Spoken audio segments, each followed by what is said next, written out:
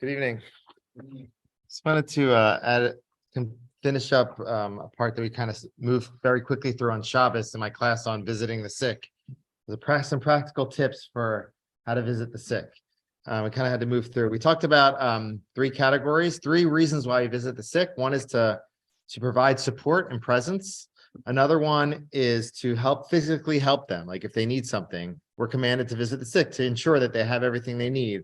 The room is clean, etc. They're comfortable. The first one's a little bit more emotional, support, presence. And the final one is to pray for them.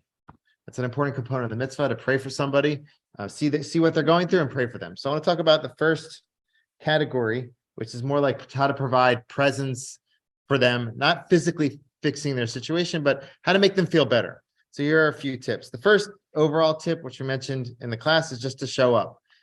You know, many times you don't have the right words and you'll be there and you're fumbling or saying the wrong thing, but that's okay. That they know that you're there is a very big thing. So go visit people if you can. With that in mind, be creative. Okay, so I'm saying go. Well, some of us are scared to go visit people who are not feeling well, right? It's hard. It's harder now post-COVID. So there are creative ways to visit people. We talked about Zoom. We talked about the phone. But you can visit somebody, you can knock on their door, you can stand outside. We know how to do that. We learned how to do a lot of that through COVID. So that can continue now if you're uncomfortable as well. Be creative. During COVID, there was a woman who lived downstairs from me in my building, and it was her 90th birthday, and she really didn't have any people who were visiting her. But I knew her great nephew. And he was a rapper. Like he used to like write raps and rap, and I know how to beatbox. So we got together and we like did a rap for her during COVID, and like it really made her happy. It was like a creative. She was inside. She didn't come outside.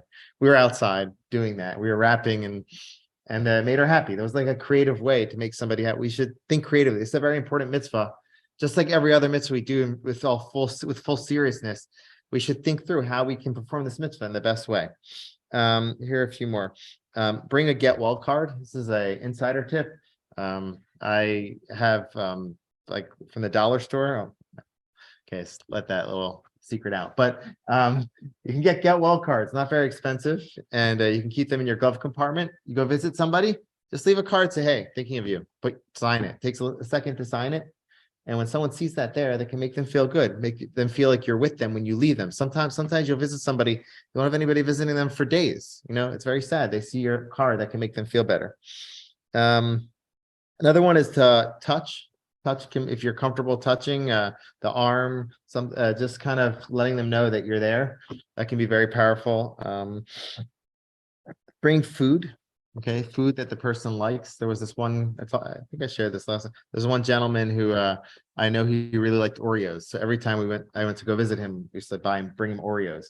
Figure out what the person likes and bring them the food that they like. And make them happy, make them feel good. Singing can be very powerful. I like to go when I visit people. I like to sing. And Rabbi Wecker, he's usually kind of trying to, when we go together, he's trying to like rush out while I'm doing that. But like, no, I usually kind of, anyway. So like China, he joins in. So like I try to sing some Jewish songs if I can. Sometimes if it's our congregants, they haven't been in shul in a while, perhaps not feeling well. You could just sing a song that they know, Adon Olam. Rosh Hashanah time, Avinu Malkeinu. I once visited a patient, a congregant who was not very responsive, and me and somebody else sang Adon Olam in the same room with him, and it was amazing. We saw his lips singing along with us, and he was in a very non-responsive state at that point. It can really arouse something in the soul to sing a song. Now, there could be songs that you don't know how to sing, or maybe you're a bad singer, okay? So you can play a song on your phone, play a song on YouTube.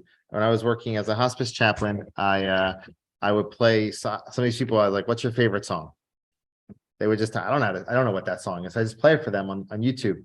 Some of these people, they don't have energy to even like search on YouTube. So if they're not feeling well, you can play a song for them and it can make them feel better. One more, there's a few more, but take interest in their interests. Speak about something that the person's interested in.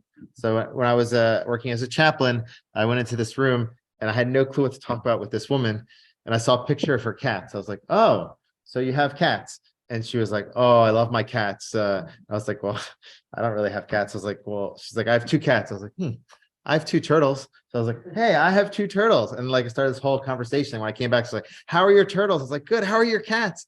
And so like, talk about something that somebody is invested in. If they're really into sports, you could talk about that. Make them feel engaged and comfortable. And through that, you can lift their spirits. When you lift their spirits, that's a good step toward helping them lift their sickness as well.